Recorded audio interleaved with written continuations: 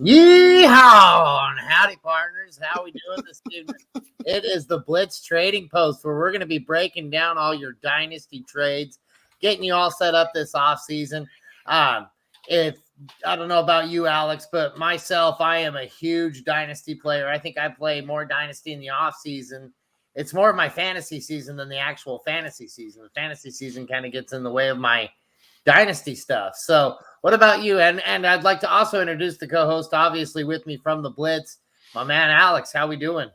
Doing great. Yeah, no, I love Dynasty too. I got into it just a couple years, well, probably like 4 years ago now. I kind of heard about it from podcasts and on Twitter and stuff, and then I jumped in and I joined way too many in the first year and had no idea what I was doing. I traded off first round picks for like Robbie Anderson and Mike Williams, but 4 years ago, and it was a mess. But but now that I've gotten used to it all, no, I love it. But I'm not one of those. I'm not a chronic trader though either. I like to sit back and wait and get everything I can for my players, and wait for the right deal. I don't like just trading to trade. That's not my thing. But yeah, I like seeing all the other trades go down and judging the hell out of them, as they go through the league. Absolutely. Yeah, I can get behind that. I actually am a pretty hefty trader. I like to be constant action, constant getting stuff done, constant throwing stuff around. So I exact opposite end of the spectrum. I'm like, I haven't made a trade this week. Something's wrong. Chris's videos, what's happening, man? What's up, Chris? Glad to see you. Glad to see you joining us this evening there. We're going to go ahead and get to the fun parts here. Make sure you follow us, totalitymtitles.com, where all the better videos, articles, and there's like just all kinds of good stuff on that site, and it's only getting better all the time.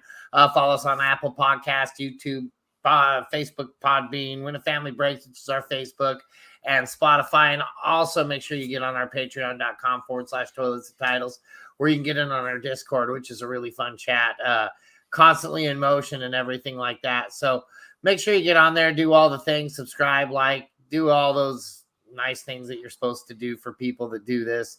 And we'll go ahead and move on into some questions here. So we're going to go ahead and start out. We got Motown Matt joining us. He says, 12-team Superflex PPR, Davis Mills in a 307 for a 206. What are your thoughts on this one, Alex?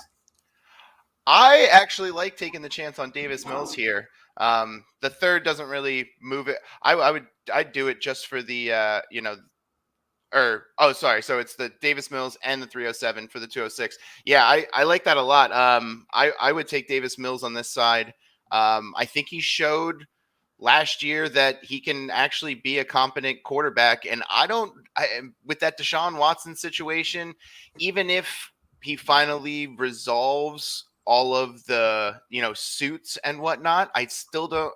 It doesn't seem like he wants to be a Texan. Doesn't seem like the Texans want him. So I think they're going to move on, especially because of the way Davis Mills, performed this year. I didn't think it was a rocky start, but by the end of the year, he was actually looked halfway competent. I'd rather have I won't say I'd rather have Davis Mills than Zach Wilson, but he looked better than Zach Wilson did most of the year. So I'm all right. I like the Davis Mills side here. I think it's a good shot, a good chance for just a mid second round pick.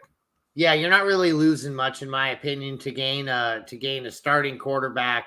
What likely will be a starting quarterback in the NFL. So I'm 100% with you right there. I feel like anything after basically the 106, 107 this year is a dart throw anyway, which is fine. I mean, you're going to have a decent dart throw at the 206, where at the 307, I mean, you're really, really kind of shooting far there to try to get into what you're wanting to get. So it's kind of a throwaway. So you're basically just getting Davis Mills for that 206. I like it. I like that all day. FF Prognosis Negative says Claypool or the 109. Who do you like? Who do you take right here? Ooh, I honestly think that's a pretty good intersection of value. I think it's kind of how you feel about the rookie class. If you think that the rookie class is going to be deep enough that you'll still get, a starter out of it, you take the shot with the 109.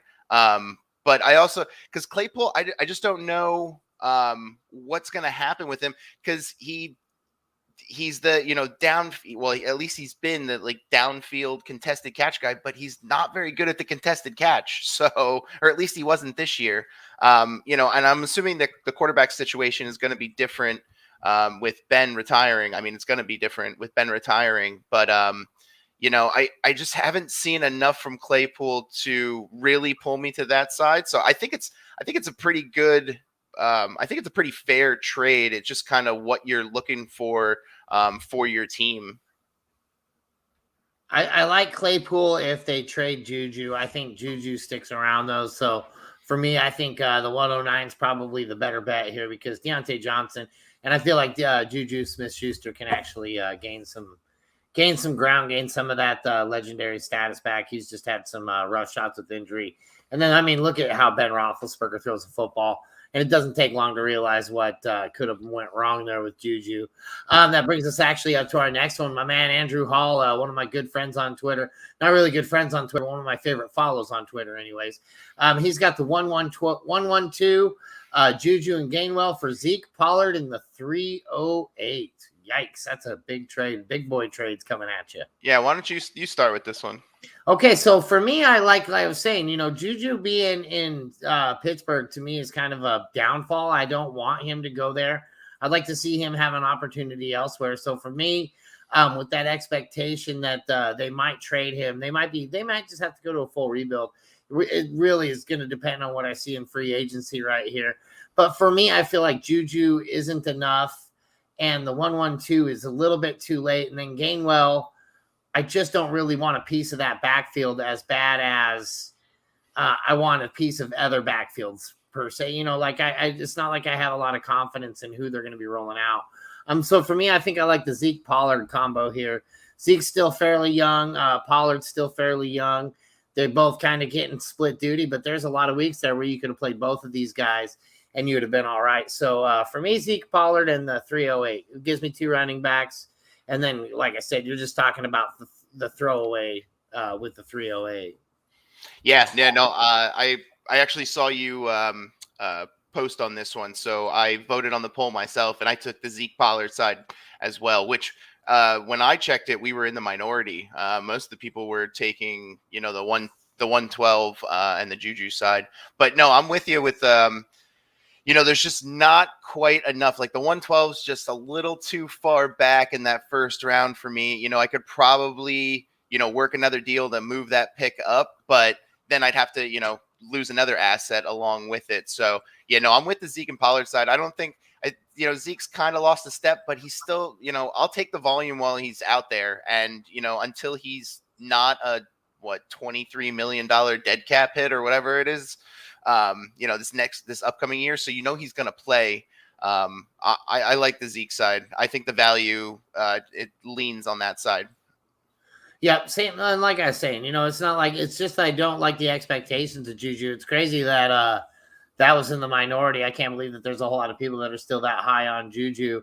But then again, you were to that point in time where those rookie picks, people get all rookie hungry and they want to go out there. I mean, this is optimal time to get out there. I mean, I know I like getting my rookie picks in just like everybody else, but again, I mean, if you're not inside of that 106 and closer, there's not a whole lot to really get out of this year's draft. So for me, I mean, and I sit there and I talk about these random shots and everything like that. Like I hit on Elijah Moore this year. I hit on Mac Jones this year. I mean, those are all late round lottery tickets that actually panned out, but that's the exception more than it's the rule. Look at Deontay Johnson. 2 or 3 years ago, whenever he was a rookie, he was like a late second, early third round pick in some drafts, just because he, came from a smaller school and stuff. But he's turned out to be, easily, if he was coming in as a rookie and we knew what was happening, he'd be a first round pick. So it's, sometimes you can get those hits, but yeah, I'm with you. Absolutely. We got our man Brian Huck says 16 team Renfro or the 106. Who are you taking in this one? Ooh. In a 16 teamer, I think I'm going to go with the known commodity here. I'm going to go with Red Zone Renfro. I don't think he loses any bit of that, volume that he's getting at, in Las Vegas. And he turned out to be, what was he? He was at least the top 15 receiver this year in PPR. Yeah. So I think it continues. I've liked Renfro. I was drafting him in the third round a couple years ago, or late second, third round, in some of my rookie drafts, and just had kind of stumbled upon him because, I don't even remember why I was taking him, but he just kind of happened to be one of those names that, stuck with me. And he was just kind of like my, that late round dart throw. And it seemed to work out. But yeah, I know I like the known commodity here. Especially in a 16-teamer. So I'm going to go with Renfro.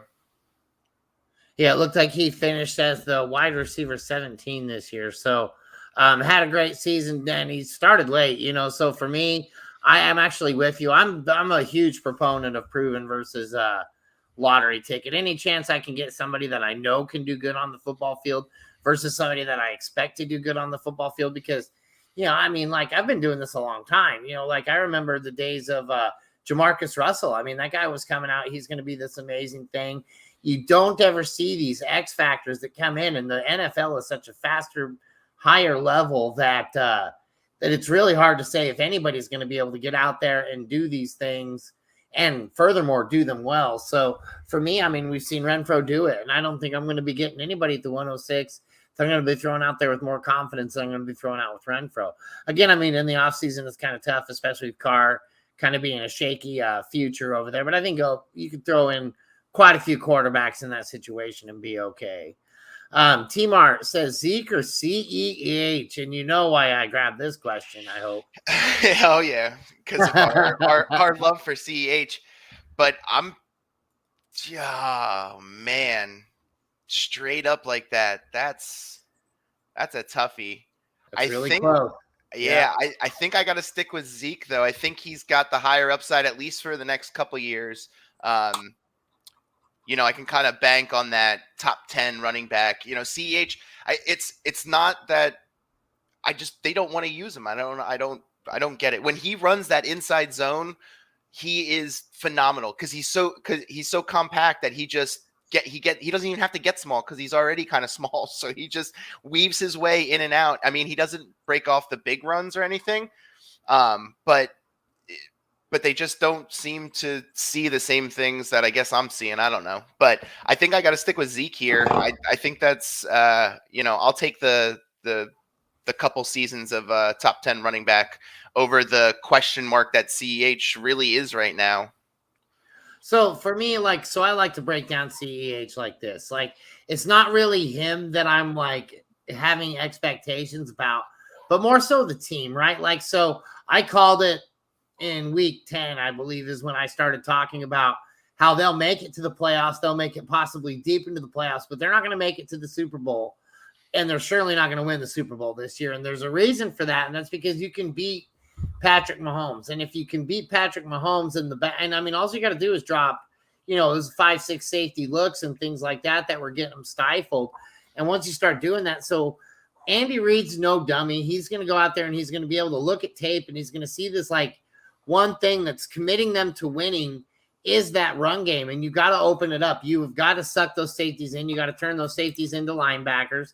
And once we're doing that, now we got Kelsey one-on-one with a linebacker instead of Kelsey one-on-one with a corner or a safety who can get in there and just, jump in the way and block the ball, and doing exactly what they did to the Chiefs in the second half there. So I feel like CEH has a lot of huge expectation upside, just because I think they're going to have to change that offense up to be a championship-driven team. Because, if you're passing to Tyreek Hill, that's their panic button. That's panic mode when they start hucking it to him. And they got into that mode within the first quarter, So it didn't look good.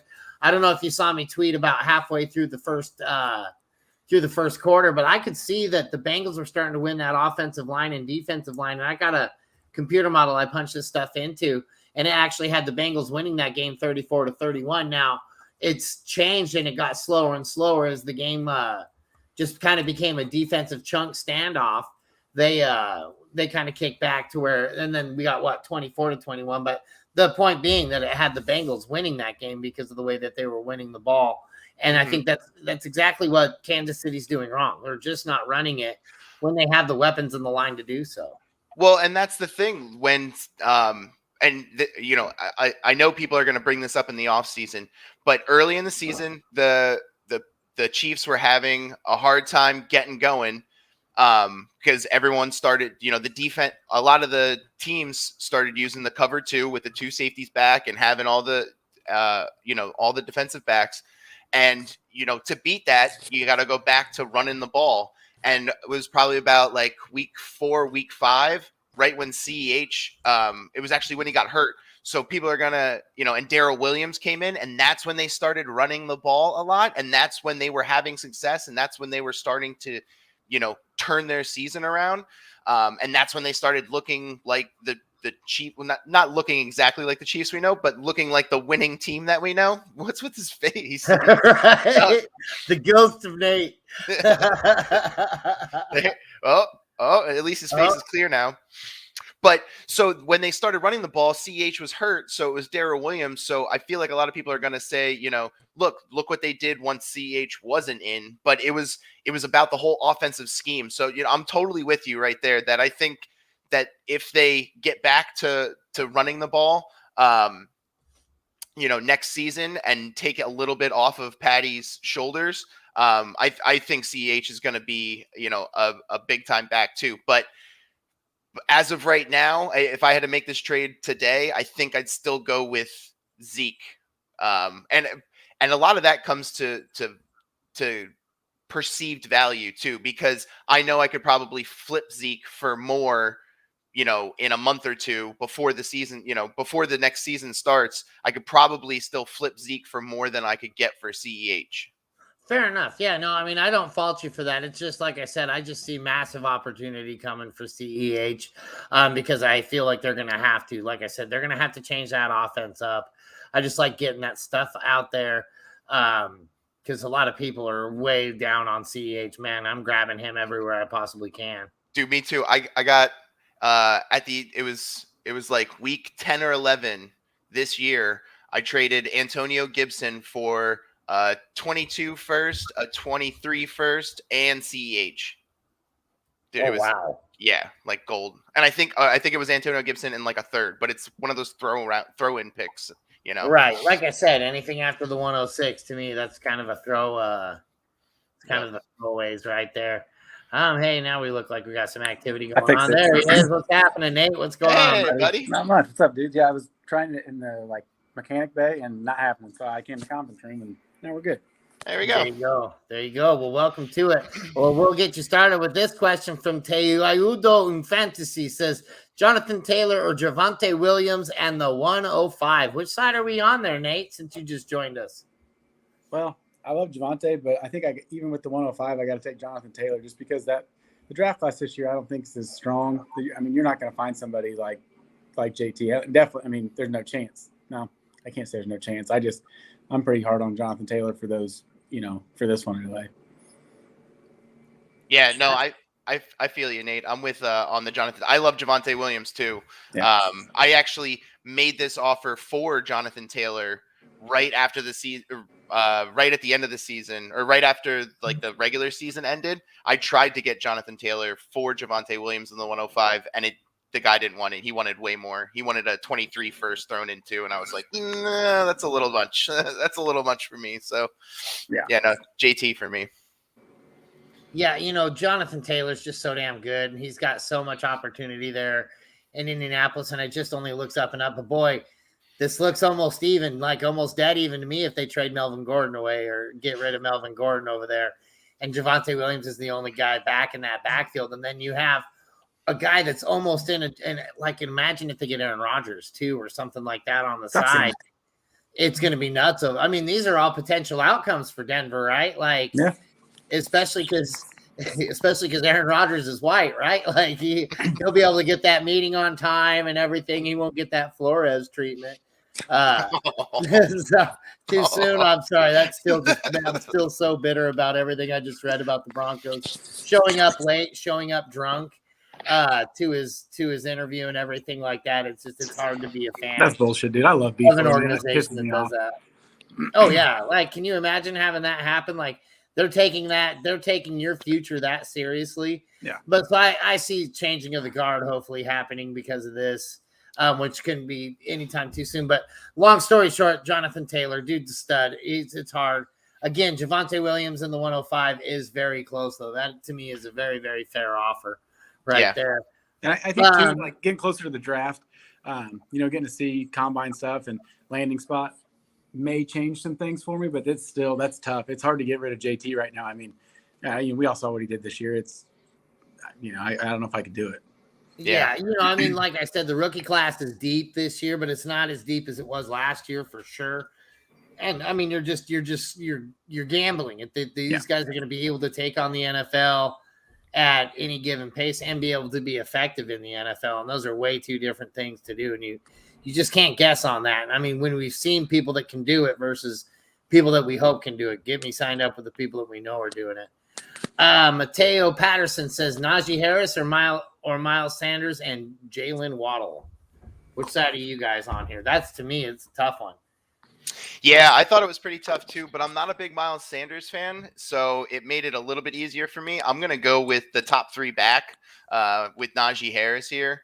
I love Waddle, but I think Najee's going to give you – I'd rather – when it comes – it's the same thing we do every Sunday. When it's between a running back and a wide receiver, I'm going to take the running back, especially a running back that I – would assume he's going to maintain that volume because Tomlin's not going anywhere. So he's going to have all the work, more work than he knows what to do with. So I think I'm going to project him out to be, probably a top 5 back as long as he stays healthy while he's in Pittsburgh. So I'm going to go with Najee that will here. Be hopefully developing a new quarterback too. So perfect situation. Yep. It's Najee for me all day. What about you, Nate? Yeah, I think so too. I mean, I'm not a big Miles Sanders guy, but they do run the ball a ton. And Waddle's been very good. He'd be better when there's a real quarterback there. And Najee, I mean, they have to obviously get a quarterback, but they have to work off the offensive line, and Tomlin knows that. So, I mean, he's only going to get better. He was phenomenal with, us 3 and 2 other random dudes blocking for him. So, I mean, just imagine when they have 2 good guys and 3 random dudes. So, right. No doubt about it. No doubt. We got our man Cam Cucamonga. He says 2023 first. 2023 second, 2024 first for Dalvin Cook and Alexander Madison. Which side of the fence are we on here, boys? Go ahead, Nate. I saw your face there. So. I want Dalvin Cook. I mean, whatever with Madison. I mean, Cook got hurt a little banged up this year, but it's great. You get 2 firsts next year and the year after. Cook's too good. I know he wasn't, like I said, he was hurt a little bit this year, but he's going to be there. We don't know. I don't think they named a head coach today. If they did, like I said, I don't really get any updates when I've been at work all day. But I still want Cook and Madison. Like I said, Madison's a good back. They won't do, what the Packers do and have 2 guys, which is fine.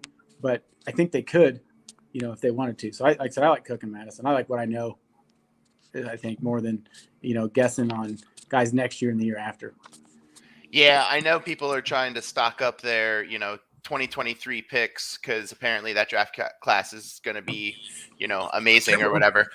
Which I think it'll be better than this year's. But who the hell knows? That's a very far in the future lottery ticket. And I'd rather have Dalvin Cook and Madison for the next 2 years, scoring me points on my roster. I'd have to be in a serious rebuild to even consider taking, future, that far in the future first for, very known commodities. And, and for a back that was the number 2 back last year and the number 1 back the year before that. So yeah, no, I'll take Dalvin Cook and Alexander Madison here. I like the both sides of this trade right here. If I'm in, like you said, if I'm in complete rebuild mode, I might consider this because this is kind of like, if I don't have expectations to win in the next couple of years, this is probably going to be as good as it's going to get for Dalvin Cook, as far as trade value gets. And then Alexander Madison's just kind of a throw in as the kind of the handcuff to Dalvin Cook there. So I can see making this trade if I don't have a team that's going to look like it's going to win for a very long time, and getting set up for the expectation. I like the 2 firsts for Dalvin right there, and then throwing in a second for Alexander Madison. To me, is pretty damn fair. So I think I like this trade. Again, if I'm in win now mode, though, of course I'm going to keep Dalvin Cook. Yeah. Because he's a stud. We got our man Gorgonzola says Cook Madison in a 2024 first for God Chriswin, Miles Sanders, and Ramondre Stevenson. That's interesting. Let's see. Cook, Madison, and a first for Godwin. Yeah, I think I'm going to stick with the Cook and the first here. I love Chris Godwin, and I think Stevenson gets a little bit more play next year. But I don't even think it really matters if I was rebuilding or contending, or at least I thought I had a contender. I think I'm taking the Cook. I think the value is well on the Cook and first side there. Yeah, like I said, I love Rod Godwin. I mean, he's amazing. We don't know where he's going to be next year. I don't think he's going to be in Tampa with whoever throwing the ball. There's Kyle Trash or whoever they find. But and like I said, we all said the same about Sanders earlier. And Stevenson looks really good. You just never know what to think with the Patriots backfield. And I know it feels like Damian Harris is going to be the guy, but we all know that could change quick, and it could be Brandon Bolden could take over next year. James White's still there. Exactly. James White's still in New England. These are facts. It's another, like I said, it's another known commodity thing with Cook and Madison, not including the first even. Like I said, who knows where Godwin goes, and like I said, the other two we don't really, it's kind of up in the air. I love Chris Godwin, and I mean, as you can see, I call him God Chriswin for that reason. But I do love. I think this is more of a win now mode to me. And for me, if I'm winning now, I want to win with Cook on my team. And a 2024 first is that's out there, but it's just too far out there for me to want to get involved with these other two guys. Like we were saying, I love Ramondre Stevenson. I think that guy is amazing. Oh yeah. But I would like him a whole lot more if he wasn't in a 5-way backfield at all times. And Miles Sanders to me has just been trash, and I think he's going to continuously be trash regardless of what he does or where he goes. So I'm with you guys on this one. The Cook Madison and the first for me on that one as well. The last question we had off of the Twitter right here, and I think I just screwed something up. There we go. We got Silly Putting says Knox and the 107 for Cole Kmet, Elijah Moore, and the 310. No, dude, Dawson's Creek Knox. That's my guy, dude. I'm keeping with him. Cole Kmet. I'm sorry. Maybe something's going to change with Eberflus taking over in Chicago, but I don't know that. Elijah Moore. I want him to be do so well. We don't really know with Zach Wilson, with Flores, not Flores. Sorry, Bob Saul. That's right. Bob Saul is coaching for the Jets.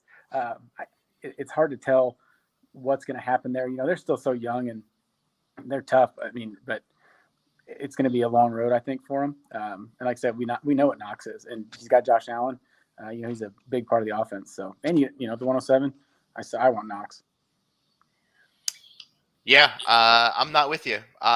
Elijah Moore is my main off-season target this year. I have him in most of my leagues because I drafted him in our rookie drafts last year. I was actually taking him over Bateman in a lot of places. But he's definitely my big target this year, and I would pay the 107 and Knox just for Elijah Moore. Those other pieces are just kind of throw-ins that might do me something along the road. Because Cole Kmet, I don't know. I don't think he can really catch a ball, so I'm not too excited about that. But I would pay Knox in the 107 just for Elijah Moore, probably. That's kind of close, but yeah, no, I'm on the Elijah Moore side. I think Cole Kmet reminds me of TJ Hawkinson a little bit in how he his first season's gone down. And I'm honestly right there with you. Elijah Moore is just kind of one of those stud talents that I think I'm going to lean on the Elijah Moore side here too. And you guys know how much I love Josh Allen. And so anything about Josh Allen, I want to get a piece of. Dawson Knox is one of those big pieces of that. But seeing the coming on of Gabriel Davis and Isaiah McKenzie and Diggs will still be there. There's going to be other people wanting to go play football in Buffalo too in this offseason. You just wait. That'll take less money and things like that. I think Emmanuel Sanders was only a 1-year contract, in fact, things like that. So they will have some cap moves. I think Beasley's contract's up this year too. I think you're right. I think Gabriel Davis is better to bring back though. Oh yeah, for sure. One thing with Moore that concerns me too, I didn't see what with Zach Wilson this year was very rough. I mean, Magic Mike, White Lightning or whatever, freaking he was torching people. Is it Wilson or what? So that's what makes me nervous. So Elijah Moore he's a monster, dude. He's going to be great. Like I said, I guess it's a win now thing or whatever. But I love Dawson Knox. I have, since day one. So yeah, no, I do love Dawson Knox, but I'm the cream will rise to the top kind of guy. And Elijah Moore was my number 3 wide receiver in the class. I think when I started out looking at prospects last year, I had him above even who was it? Devonta Smith, maybe. I think I had it Chase, Waddle, and then Elijah Moore. I think Elijah Moore eventually made his way down because Devonta Smith, won the Heisman, and I really started watching his route running and saw what everybody else was seeing. But I still think Elijah Moore is an absolute stud. He can play all over the field. And I just think that no matter who's back there throwing the ball, because of how open he can get and how talented he is with the ball after the catch, I don't think it's going to really matter. I think he's still going to produce, along the way. I'm not absolutely. Well, we know where we stand on that one. Well, guys, that's going to actually wrap up our very first Blitz trading post right there. Make sure you guys get on our Toilets and Titles website or at our Twitter, everything like that. And also, let me throw this out there, too. We do have a $25 Super Bowl square that you're going to want to get on with the coach. Just get on toiletsandtitles.com or follow us at Toilets and Titles, and you'll see all the information there to get those $25 squares. Get in there and take all our money out. And we got one more week of the playoff challenge. I think Joe's kicking everybody's ass on that one. I think Nate can come back and win it though. So Nate, we're going for you because you're here. I'm still up there too. It just depends on who everybody else has left. But I'm like number 6, I want to say. So I'm out of the money, but right now, but I'm still right there by the end. You guys are gonna see why they call me Dirty Jobs when I take it from number 25 all the way up to number 1 this weekend. No, that's not even possible. Especially if we're all gonna be probably playing a lot of the same players. Like I know I'm on running backs that I've never even heard of. I think one of them might even be the Bud Light guy that walks around and carries the Bud Light tray. So I have to play Samaje Perine this week for the Super Bowl. So I think honestly, I do too. Yeah, like I said, I mean, I'm sure we're going to be overlapping on some players there for sure. But well, anyways, guys, and Nate, thanks for joining us halfway through. There is definitely always fun having you on. Oh, we got one more thing, Alex. Don't forget, check us out Saturday night.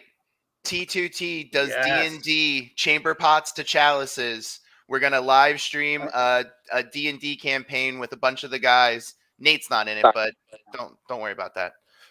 But come check us out. We're going to live stream it on the Toilets and Titles YouTube. So come check us out.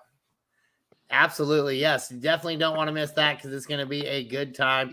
Let me suggest a few adult beverages prior to watching that. In fact, we suggest a 2-drink minimum before watching that one. So once again, thank you so much, everybody, for coming. And we will see you guys once again next week. Get your trade questions into that to our Twitter, to our website, and we will get them out on here. And we will see you guys then. Nate, once again, thank you. Alex, as always, thank you, my man. And we will see you guys next week.